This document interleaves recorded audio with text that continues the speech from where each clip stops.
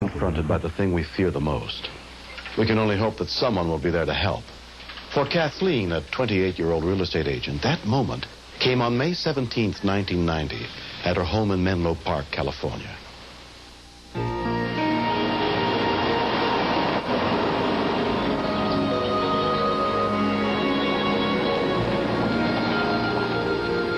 Apparently, the suspect in this case had been stalking this young woman for up to 8 years. She and the man met in high school. They were classmates. They were never really friends or even acquaintances.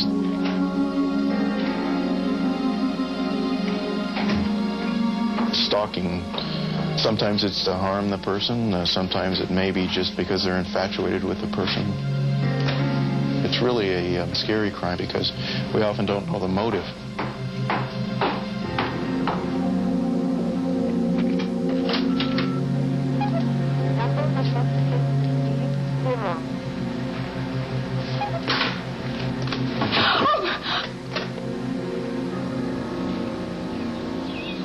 At 4:57 p.m., a call came in to Menlo Park Police Dispatcher Terry Rutledge. 911 emergency? Yes, this is Wood City. My daughter, Kathleen, is at Fort. I think Larry, who has been harassing her, is in the house.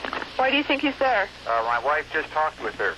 And she said that he was there? She got that impression. I'm not really sure. I wasn't on the phone. Is she home alone? I believe she is, yes. Your people patrol there all the time. They're very aware of this. Okay, we'll be right there. Thank you very much.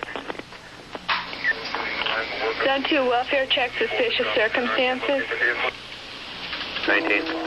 All units in the area were immediately dispatched to the scene. Among those who responded was Terry's husband, Officer Lance Rutledge. Inside the residence. When we received the call, we knew that this was a potentially dangerous situation. I rolled that direction immediately, hell-bent for leather. I wanted to get there as quickly as possible. Kathleen's father also rushed toward her house, worried about what the stalker might do this time. I do remember just being almost paralyzed with fear. You get that taste in your mouth and that feeling of just utter helplessness. I was hoping, first of all, that there was some mistake. But probably you could say I was hoping for the best, but certainly fearing the worst. Next. Concerned about what might happen before officers could get to the scene, Terry called the house. Whatever your part of that, confirm you're supposed to be in the house with the ex?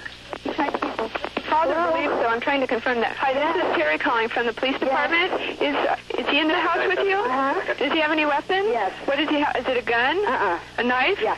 Okay. Is he in the very same room with you? Over here trying to get up there. Is it possible for you to pretend like I'm someone else and stay on the phone with me? Yeah, okay. Okay? So how are things going? Oh, pretty good. I don't know. You know, this house that I was thinking of showing you tomorrow, I don't know if it's right. It's a 3-bedroom, 2-bath, and it's about $350,000, but the lot's kind of small, so I don't know. What do you think? And I was impressed that I don't think he could have possibly had an inkling of an idea that she was talking to the police department. They're in the area. I'll let you know as soon as they get there. Okay. Okay? I don't know. I mean, it's up to you if you want to see it maybe tomorrow. 10-4. What time do you want to do that? Oh, probably. Well, what's yours? I don't have my appointment book with me. Okay. Well, how about if I call you back?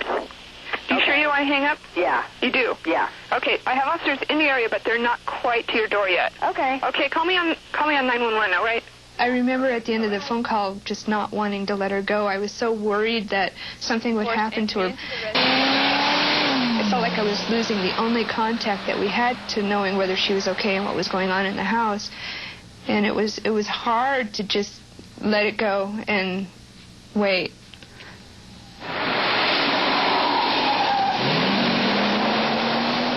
Shortly after Terry hung up, Officer Jim Simpson got to the scene.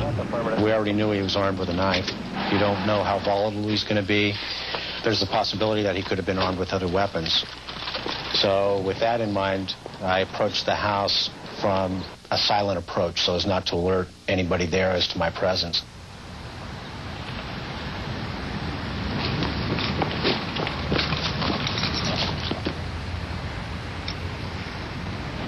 Within moments, the house was surrounded. All areas that could be covered were covered. As soon as Police Chief Bruce Cumming arrived, he took command of the scene. The information that we had at that time was that the man was inside the house, and so was the victim. And they had not come out of the house yet, so we had a short time to begin to plan what we were going to do. Somebody's coming here. Oh, that's the father. Why don't you go talk to him? The first officer I encountered said, yes, your daughter is inside, the intruder is in there with her, and he's got a knife. You hear that, and you just become almost frozen with fear. We have officers all the way around the house, and we're going to find a way to get out of there. I couldn't see into the house. I had absolutely no idea what he was doing in that house with her. As far as I know, he could have been killing her right then, or he could have been sexually assaulting her, or any number of things.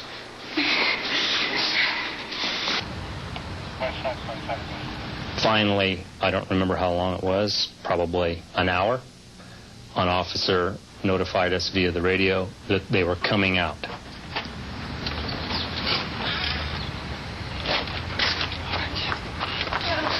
Come here. Stay here. Hey, police! Get your hands up! Kathy, over here, run! Get your hands up! Drop the gun! Drop the gun! Drop the gun! Please! Drop it! Drop the gun! Drop the gun! Drop the gun! The next thing I saw was my daughter rounding the fence and running toward me. We just grabbed each other, and the relief was just indescribable. To run around the corner and see my father waiting there was great. And, I felt safe, but at the same time saw how upset he was. And, I felt more upset for him than me. He acted despondent, irrational, finally pointed the gun to himself and said, hey, go ahead and shoot me. I've lost everything I ever wanted. Go ahead and kill me. Don't do that to yourself! You don't rush an armed man with a gun. What our training tells us is that you talk to him, talk to him, talk to him. That's the safest way to do it. Time's on our side, basically. We just wanted to wait him out. The standoff continued late into the night. Just before daybreak, members of the SWAT team were sent inside the house, led by Deputy Sheriff Warren Vanderside. The negotiators told us over the radio that the suspect wanted to come into the garage. They told him that they couldn't allow him to come in there with his gun. He'd have to put his gun down. Put it on the ground in front of the car. You're not going to hurt me? Not going to hurt you. Put the gun down. Just put the gun on the ground.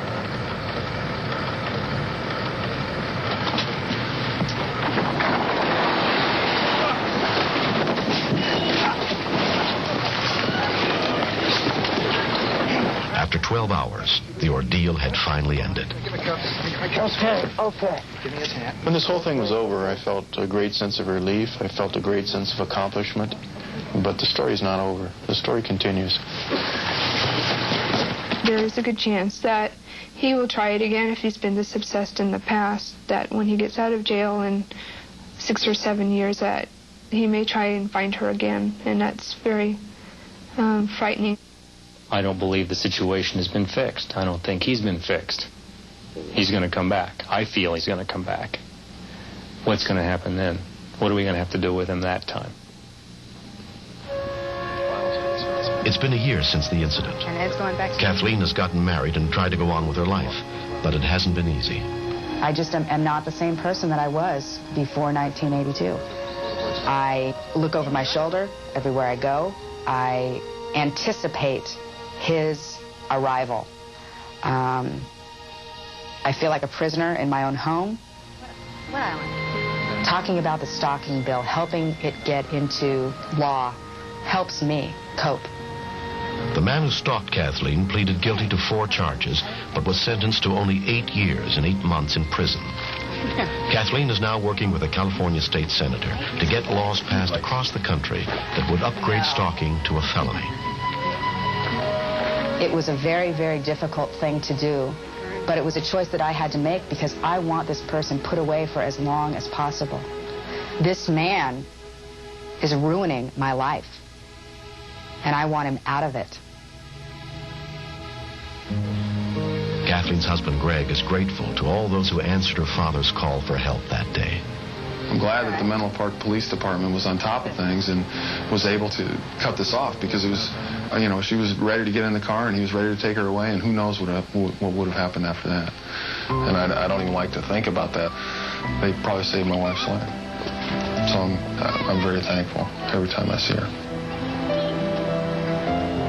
I'm trying to live my life normally. I don't want to move. I don't want to change my identity. That's not right. I have a whole new outlook on life, not a negative one. I have a very positive one. I mean, I know that my life will never be the same, but I know I'm going to be just fine. I think I know now more than ever that I'm going to be just fine.